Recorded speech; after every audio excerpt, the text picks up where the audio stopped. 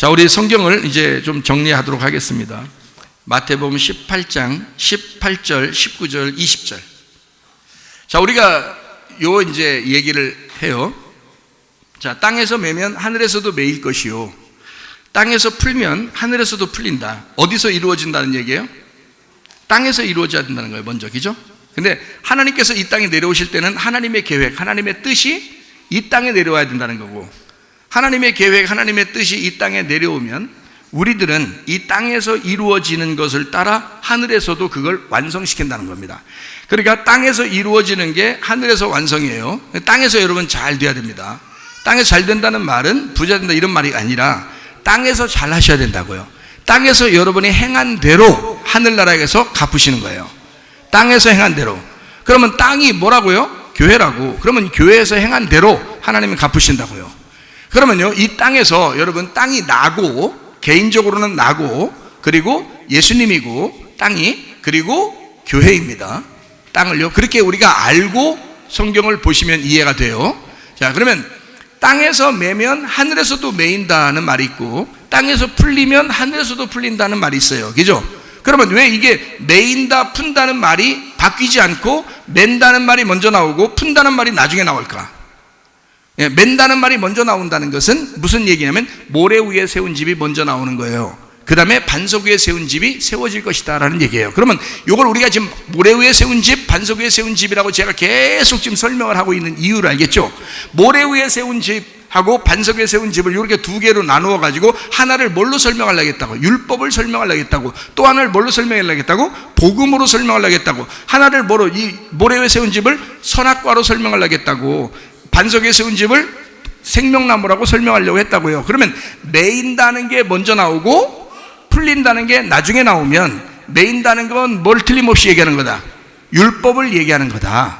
그리고 풀린다는 것을 뭘 얘기하는 거다? 복음을 얘기하는 거다. 그러면 땅에서 너희가 율법으로 매여 있으면 하늘에서도 매여 있는 거야. 그 사람한테 아직 열리지 않은 거란 말이야. 그게 어디에서? 성경, 예수님이 오시기 전에 구약 성경이란 말이에요. 그러면 구약 성경이면 바리새인들이나 유대인들이 아무리 많이 성경을 읽어도 안 풀려. 예수님이 안 왔으니까. 예수님이 안 오면 안 풀리는 거예요. 그러니까 계속 매여 있는 거지. 그렇죠? 그러면 하늘에서도 매여 놨잖아요. 그러면 예수님이 와가지고 이 땅에 풀어두면요, 풀어주면, 이 말씀을 풀어주면 신약이 되는 거예요. 신약이 돼서 이 말씀이 풀리면 하늘에서도 이미 풀려 있는 거예요. 그렇죠? 땅에서 풀리면 하늘에서 풀려 있는 거야. 그러면 이 묶고 풀고 이거 핵심이 누구야? 이걸 누가 묶고 누가 푸는 거야? 예수님이야. 예수님이 와야 이게 앞뒤가 완성이 되는 거예요. 예수님이 와야. 그러니까 이 두 개를 매인다, 푼다는 말을 일부러 이렇게 두 개로 나누어 가지고 이거를 예수님이 와서 이 두 개를 연결시켜서 완성을 할 거다라는 얘기를 하고 싶은 거예요, 성경에서. 이게 모래 위에 세운 집, 반석에 세운 집이라고 율법과 은혜라고 하는 것을 딱 나누니까 여러분 이해가 되시죠? 무슨 말인가? 그죠? 예, 그래서 여러분 이 땅에서, 여러분 교회에서, 이 땅의 교회에서 인정받지 못하면 하늘나라 교회에서도 인정하지가 않습니다.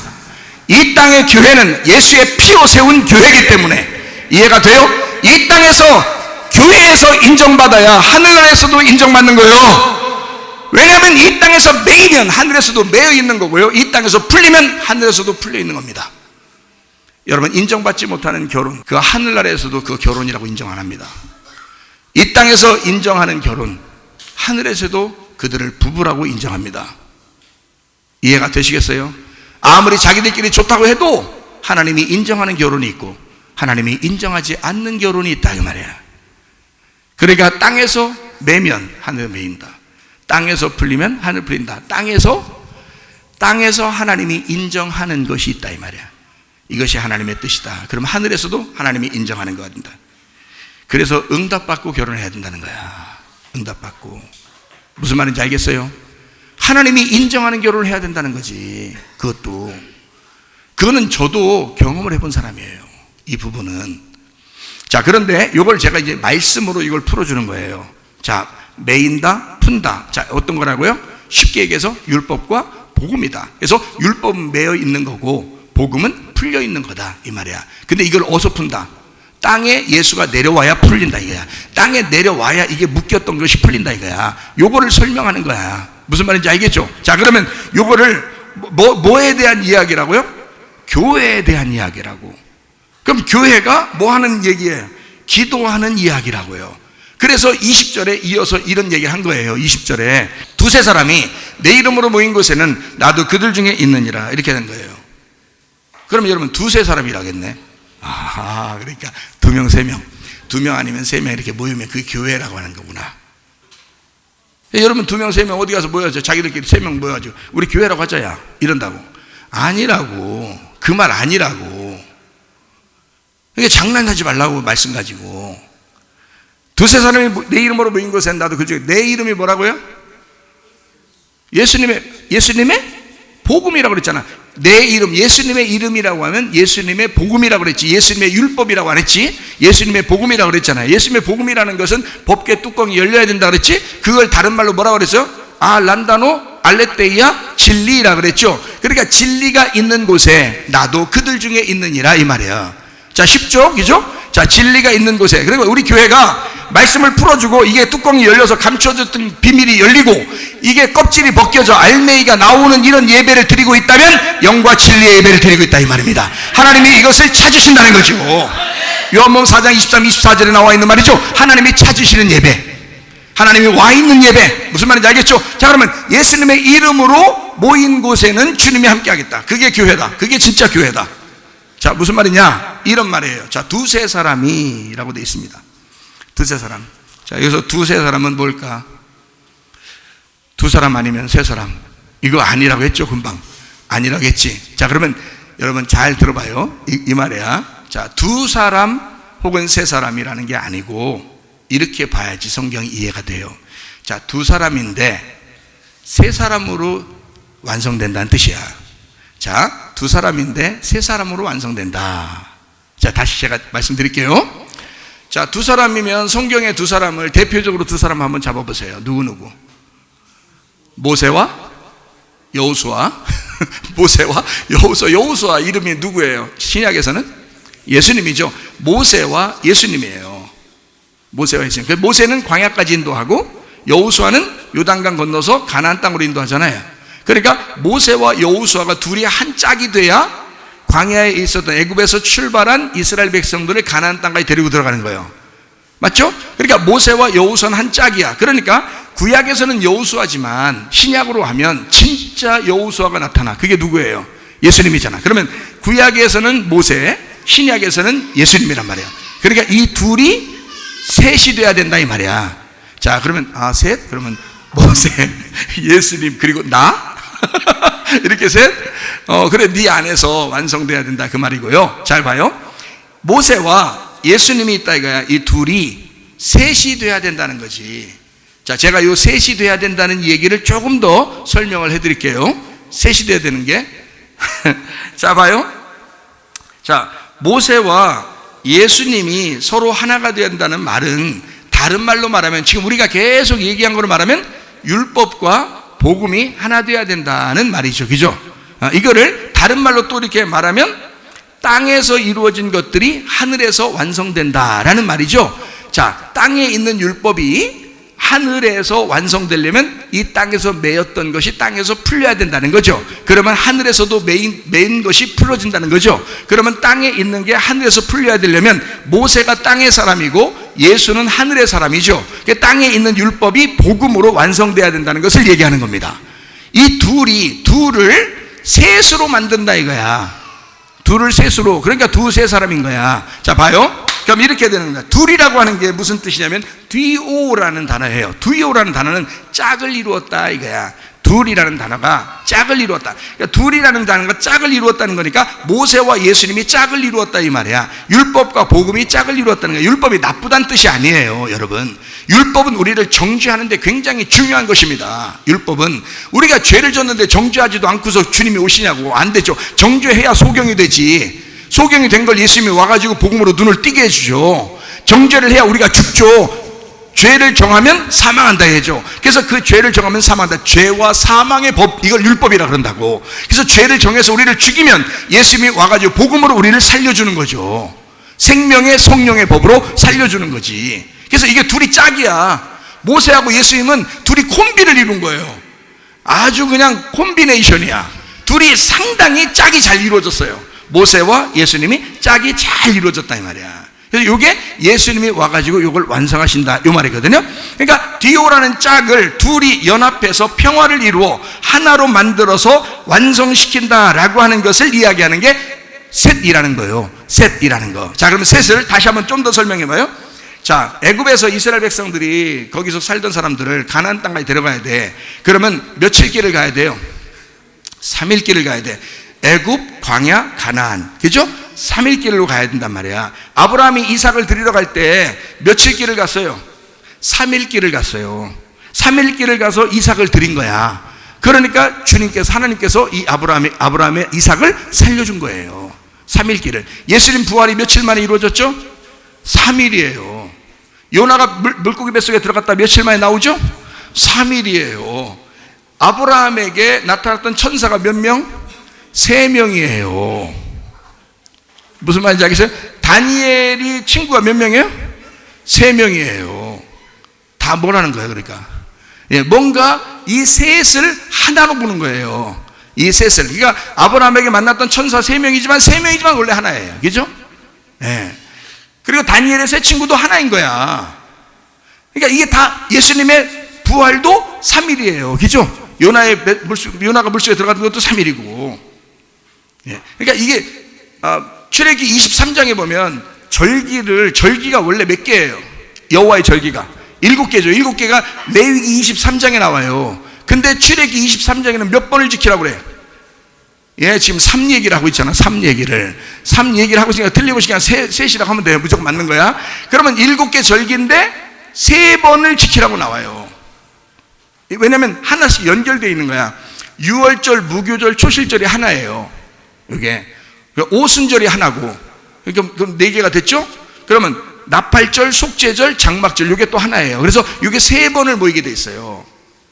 그래서 출애기 23장에는 3번을 남자들은, 하나님을 믿는 남자들은 3번을 모여라 이렇게 돼 있어요. 레위기 23장에는 여호와의 절기가 7개가 나오고요. 자세하게 나오고, 출애기 23장에는 3번을 남자들은 모여라 뭐 이런 얘기를 했어요. 3번 절기를 지켜라. 다니엘이 3번 기도하죠. 다니엘이 3번을 기도합니다. 3일 만에 부활하고요. 믿음, 소망, 사랑, 이 3가지는 항상 있을 것인데 그 중에 제일은 사랑이다. 그러면 믿음, 소망, 사랑. 이 믿음이 사랑이고, 사랑이 소망이고, 소망이 믿음이고, 믿음이 사랑이요. 무슨 말인지 알겠어요? 이 3개는 삼위일체와 같이 하나님 아버지와 그 아들 예수 그리스도와 그리고 보혜사 성령이 하나인 것처럼 이 3개는 다 하나야. 길과 진리와 생명도 마찬가지예요. 예수님이 자기를 길이요 진리요 생명이니까 3가지로 설명했지만 이 3가지는 하나인 거죠. 길이 진리고 생명인 거지.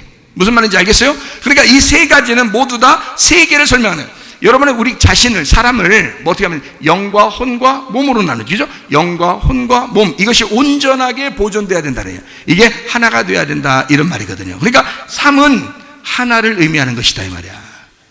다시 말하면 완전한 것을 의미하는 것이다 이 말이지. 그래서 삼위일체 하나님 이렇게 얘기한 거죠.